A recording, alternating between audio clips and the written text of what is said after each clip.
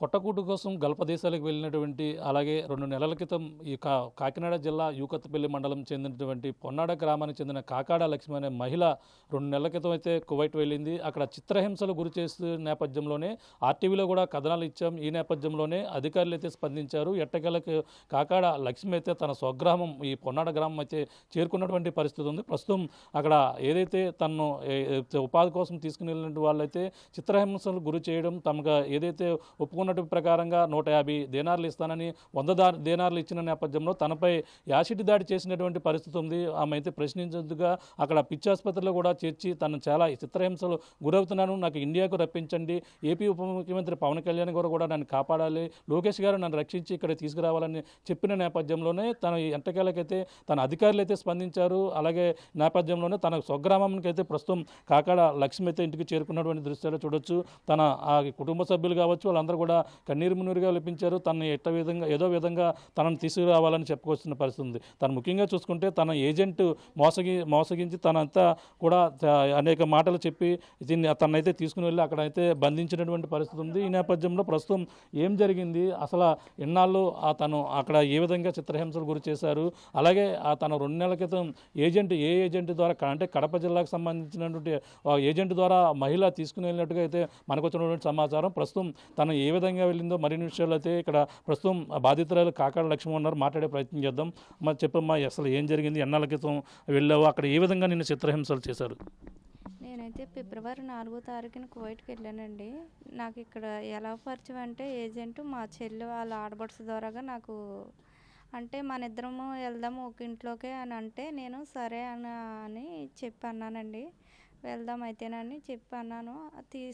నువ్వు ముందెళ్ళు నేను వెనకాల వస్తాను అని చెప్పిందండి. అయితే సరే అయితేనే అని చెప్పి పిల్లలు అందుకొచ్చారు కదా, నీ పిల్లకి ఎలాగున్నా నా పిల్లకి ఎలాగున్నా మన ఇద్దరం ఎవరో ఒక అడ్జస్ట్మెంట్ అయ్యి వద్దాము, అక్కడ ఒకరు ఉండి ఒకరు చేసుకున్నాను అన్నదండి. అంటే సరేలే అని నేను వెళ్ళాను. నేను ముందు వెళ్ళానండి, ఆవిడ వెనకాల వస్తానని నేను ఇక్కడ ఉండగా కూడా అదే మాట చెప్పిందండి నాకు. నువ్వు వెళ్ళిన వెంటనే నేను ఒక నెలలో నేను వచ్చేస్తాను, నువ్వు పండుగ వెళ్ళిన వెంటనే వెళ్తాను అని చెప్పిందండి. సరే అయితే నేను వెళ్తాను అయితేనని నేను వెళ్ళాను. నేను తన పేరు ఏం పేరమ్మా, అక్కడ ఏ జిల్లాకు చెందిన ఆమె? మా చెల్లాల ఆడబడుచండి ఆవిడ కడప ఆవిడైతే ఏజెంట్ కడప ఆవిడండి. ఆవిడ పేరు లక్ష్మి అండి. నాకు తెలిసిందైతే ఈవిడ ద్వారాగానే తెలిసింది. ఆవిడ ఎవరో కూడా నాకు తెలియదు. ఈవిడ చెప్తేనే నేను సరే వేసాకని ఒప్పుకున్నానండి. మన ఇద్దరం ఒక ఇంట్లోకి వెళ్దామంటేనే ఒప్పుకున్నాను నేను అప్పుడు. అంటే సరేలే అని ఒప్పుకొని నేను ముందు వెళ్ళానండి. నేను వెళ్ళాక తెలిసిందండి, అక్కడికి వెళ్ళాక నాకు ఏజెంట్ చెప్పింది, ఆ అమ్మాయి నువ్వు చేసిన కాడ చేయదంట, ఉండదా, మీ ఇద్దరం ఒక ఇంట్లో అయితే రాదంట అని ఆవిడ చెప్పింది. నేను ఇంక ఈవిడతో ఏ పని నిమిత్తం అని చెప్పని తీసుకెళ్లారు, అలాగే ఎంత వస్తుందని చెప్పారు, నెలకి ఎంత ఇస్తానని చెప్పడం జరిగింది? అంటే ఇక్కడ ఏమన్నారంటే 150 దినార్లు ఇస్తానని అన్నారండి. 150 దినార్లు అంటే మన పట్టుకుట్టు కోసం ఎలాగన్నా డబ్బు గురించి అంటే మనన్న స్తోమతలో అయితే మనం కష్టపడుకుంటేనే మనకు కూడండి. అందుకునని నా బిడ్డ గురించి ఏదో నేను చేసుకుందామని వెళ్ళానండి. 150 ఇస్తానని అన్నారు. 150 ఇస్తానని వెళ్ళాక ఇద్దరు మనుషుల పని నాతో ఒక్కదాంతో చేయించారండి. ఇద్దరు మనుషుల పని నాతోనే చేయించి ఒక నెలలో జీతం కూడా త్వరగా ఇవ్వలేదండి. నాకు ఆ నెల పూర్తి అయిపోయినాక 100 దినార్లు ఇచ్చారండి. 100 దినార్లు ఇస్తే ఇదేంటని నేను ఏజెంట్ని ప్రశ్నించానండి. నేను ఇచ్చిన వాళ్ళు ఓనర్లను కూడా ప్రశ్నిస్తే అప్పటి నుంచి నన్ను టార్చర్ చేయడం, నన్ను బాధ పెట్టడం, నాకు భోజనం పెట్టకపోవడం, సరిగా నిద్ర పోనకపోవడం, ఇవన్నీ చాలా టార్చర్ చేశారండి. నేను ఏజెంట్తో చెప్పాను, నా పరిస్థితి ఇలా ఉంది, నన్ను వేరే ఇంటికి మార్చక్క, నాకు ఒక కూతురు ఉంది, నా కూతురుతో నేను బతకాలా, నాకు వెనక ముందంటూ నా అన్నదమ్ములు ఉన్నారు, అమ్మ ఉంది, ఎన్నాలని చూస్తారు నన్ను, తోడబుట్టిన వాళ్ళు ఎవరికి ఇదైనా చేసుకుంటే వాళ్ళ భార్యలు వస్తే వాళ్ళు ఇదవుతారు, ఎన్ని రోజులని మమ్మల్ని చూస్తారక్క, నాకు ఇలాగ మరి పిల్లలు ఉన్నారు కదా, నేను వేరే నాకు కొంప కూడా అంటే ఏమీ లేదు, నేను కట్టుకోవాలా, నా అత్తగారు అంపోలు కూడా నాకేం సాయపడలేదు ఎప్పుడూను అని చెప్పి నా బాధ అంతా చెప్పుకుంటే 10 రోజులు టైం ఇవి నాకు ఇలాగని అన్నదండి. 10 రోజులు టైం అంటే సర్లే 10 రోజులు టైం అడిగింది కదని నేను 10 రోజులు టైం ఇచ్చానండి. 10 రోజులు టైం ఇచ్చాను. తర్వాత మనీ ఒక వారం రోజులు టైం ఇవ్వని మనీ మాట మార్చిందండి. మనీ వారం రోజులు టైం ఇచ్చాను. మనీ 2 రోజులు అడిగింది 2 రోజులు ఇచ్చాను. ఒక రోజు అడిగింది ఒక రోజు ఇచ్చాను. రాత్రి అడిగింది రాత్రి టైం కూడా ఇచ్చాను. ఎంతకినంటే ఆ మనిషి చాలా మోసగత్తని అర్థమైపోయిందండి నాకు. ఆవిడ చాలా మోసం చేసిందండి నన్ను. ఆవిడ ఎవరో కూడా నాకు తెలియదు, వీళ్ళ పరిచయం ద్వారాగానే నేను వెళ్ళానండి. మెయిన్ మా చెల్లి ఆడపడుచు ద్వారాగానే నేను వెళ్ళాను, ఆవిడ ద్వారానే పరిచయం అయింది. అలా వెళ్ళాను నేను. అక్కడికి వెళ్ళాక నన్ను ఈ టార్చర్ చేయడం, వాళ్ళతో ఆ ఓనర్లతో ఈ ఏజెంటు ఓనర్ల దగ్గర నన్ను ఎంత టార్చర్ చేసినా వాళ్ళని ఏం అడిగేది కాదండి. మరి వాళ్ళ దగ్గర ఏమైనా తీసుకుందా ఆవిడ ఏటన్నది ఆ పరిస్థితి నాకు తెలీదు ఆ విషయం. వాళ్ళనైతే ఏం అడిగేది కాదు, ఏం అనేది కాదు. నేను వాళ్ళు ఏ పనులు చేయించేవారు, వాళ్ళు ఏ విధంగా అంటే మీరు వెళ్ళినట్టు ఇంట్లో ఎంతమంది ఉండేవారు, ఏ పనులు చేయించేవారు, మీరు అసలు జీతం ఇవ్వకుండా మిమ్మల్ని ఏం చేశారు? ఎంతమంది ఉన్నారంటే 6గురండి. వాళ్ళకి భార్యాభర్తలు 4 పిల్లలండి. అంటే ఒంట్లో మొత్తం పని నేనండి. వాళ్ళు ఇలా తాగిన గ్లాస్ కూడా అలా పక్కన పెట్టరండి. మొత్తం పని 3 ఫ్లోర్లండి అది. ఒక ఫ్లోర్లో ఏమో 6 గదులు, 2 అదే సాల్లో ఉంటాయండి, హాల్లోను. నెక్స్ట్ గదిలో అయితే 5 గదులు, బాత్రూమ్లు. ఇంక ఎలాగండి కింద దాకా ఇంకా సేమ్ అలా ఉన్నాయి. ఇవన్నీ ఒక్కరిదాన్నే చేసి రోజు డస్టింగ్ చేసి, రోజు ఈ తుడిసి తడి బట్టలు ఎట్టి వాళ్ళకి అన్నీ చేసి, బట్టలు ఇస్త్రీలు చేసి మొత్తం సమస్తం నా మీద వేసారండి. నేను ఒక పూట తింటే ఒక పూట తినేదాన్ని కాదు. నాకు అన్నం కూడా పెట్టేవారు. నా తల్లి వెళ్ళేటప్పుడు అన్నం తిను నేను తినిపిస్తానని అన్నదని. నాకు అక్కడికి వెళ్ళాక నాకు బాధ నిజంగా నేను చాలా ఏడుస్తాను. మా అమ్మ అన్నం తినిపిస్తానందు నాకు కూడు దొరకకుండా పోయింది, నేను తినలేదని. నేను చాలా బాధపడ్డాను. అప్పుడే నాకు తెలిసింది నాకు అన్నం కూడా పెట్టేది కాదు ఆవిడ. నేను ఇలా కంటమే కొనుకేస్తే నా ముఖం మీదకి వచ్చి ఇలా కుట్టేదండి.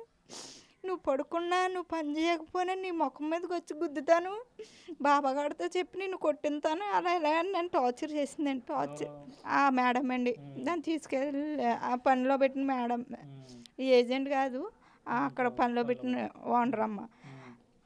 కొట్టారు, చేశారు. 23వ తారీఖు నైటు మార్చి నెలలో నేను ఎప్పుడైతే ఇల్లు మార్చామని చెప్పానో ఏజెంట్ ఏం చేసిందంటే వాళ్ళకు ఫోన్ చేసి నువ్వు మంచిదాను కాదంట, నువ్వు ఇల్లు మంచిది కాదంట అలాగని చెప్తుందా ఈ అమ్మాయి అని చెప్పి వాళ్ళతో చెప్పిందంటండి. వాళ్ళతో చెప్తే వాళ్ళు ఏం చేశారు, అదేం చేసిందంటే అప్పుడు కానీ నుంచి ఇంకా నన్ను టార్చర్ చేసి నేను పని చేస్తున్నాను. నాకు అప్పటికే జ్వరం. ఈ 2 మనుషులు పని చేయాలంటే నాకు కష్టమే కదండి. అది 2 మనుషులు చేసే పని అన్న ఇంట్లోనే మొత్తం ఒకరితో చేయించున్నారని? 2 మనుషుల పని నా ఒక్కదానితోనే చేయించారండి. నన్ను చాలా టార్చర్ చేశారండి. కానీ నేను ఇక్కడి నుంచి పంపిన వాళ్ళు కూడా నేను ఫోన్ చేసేదాన్ని కాదు. ఎందుకంటే ఆవిడ మంచితనం చేసుకుని నేను వేరే ఇంటికి వెళ్ళిపోవాలా, నేను కష్టపడుకోవాలా అన్న దృష్టిలో ఉండేదానండి. ఆవిడని జాయిగా బతిమాలుకున్న ఆవిడకి ఇంత కూడా జాలి కనకారం లేదండి నా మీద. ఇలాంటి ఏజెంట్లు నమ్మి అసలు మోసపోవద్దండి. నేను అదే చెప్తానండి మెయిన్ కారణం అయితేని. ఏ ఆడబిడ్డకి కూడా నాకు లాంటి పరిస్థితి అయితే రాకూడదు. నన్ను అయితే చాలా హింసించారు. ఎయిర్పోర్ట్లోకి తీసుకొచ్చినప్పుడు కూడా నేను ఎంత నరకం పడ్డానో నాకే తెలుసండి. అప్పుడు నేను పిచ్చిదాల్లాగా నన్ను ఆఖరికి మెంటల్ హాస్పిటల్లో జాయిన్ చేశారండి. అక్కడి నుంచి తీసుకెళ్ళి చేర్పించారు. అది చివరికి మళ్ళీ మీరు అంటే వెళ్ళిపోతానని చెప్పే వాళ్ళతోనే నేను వెళ్ళిపోతానని వాళ్ళతో నేను చెప్పలేదండి. ఏజెంట్తో వేరే ఇల్లు మార్చమని నేను చెప్తే ఏజెంట్ నేను మంచిదాన్ని కాదు, నువ్వు మంచిదాన్ని కాదు, మీ ఇల్లు మంచిది కాదంట అని వాళ్ళతో చెప్పి వాళ్ళు నన్ను కొడితే ఆ రోజు రాత్రి 23వ తారీఖున రాత్రి కొట్టారండి.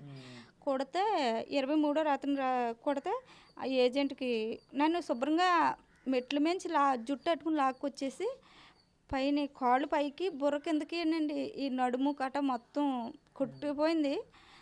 కానీ ఆ రోజు రాత్రి కొడితే ఈ బ్లడ్ ఎలా వస్తుంది దోళ్ళ మీద గడవ పెట్టి వాళ్ళ కొడుకు భార్యాభర్తలు 2 ఏకమై కొట్టారండి నన్ను. ఉన్న 3 పిల్లలు నా ఒంటి మీద చేయలేదు. వాళ్ళు 3 కొట్టారు.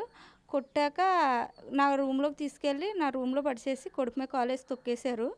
ఈ వాటర్ బాటిల్తో నీళ్ళు నెత్తిమించి పోసేసి దోవల్లో పెట్టి కొట్టేశారు. కొట్టేస్తే ఆ ఏజెంట్ ఫోన్ చేశారు. ఏజెంట్ వచ్చిందండి.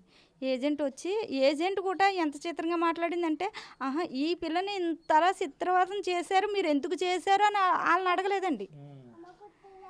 నా మీద అరిసిందండి. ఆ రోజు నా మీద అరిచి నువ్వేమన్నావు, ఏం చేసావు అంటే నేను ఏం అనలేదక్క, నేను ఇలాగని చెప్పాను, వేరే ఇల్లు మార్చని నువ్వు మంచిదని కాదని నేను అనలేదు.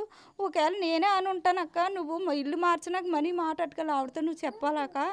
నన్ను ఇల్లు మార్చమని చెప్పాను కానీ ఈ మాటలన్నీ ఆవిడతో మొయ్యమని చెప్పలేదు. నాకు కష్టం వస్తే ఇక్కడ నువ్వు నన్ను తీసుకొచ్చావు కాబట్టి నేను నీకే చెప్పుకోవాలా, ఎవరు రారు కదా నా దగ్గర. కానీ ఆవిడతో చెప్తే సరే అయితే ఈరోజు చెయ్యి, రేపు వచ్చి తీసుకెళ్ళిపోతాను అని చెప్పి అన్నది. రేపు వచ్చి తీసుకెళ్ళిపోతానన్న మనసు కూడా మనం ఫోన్ చేస్తే ఎత్తలేదు.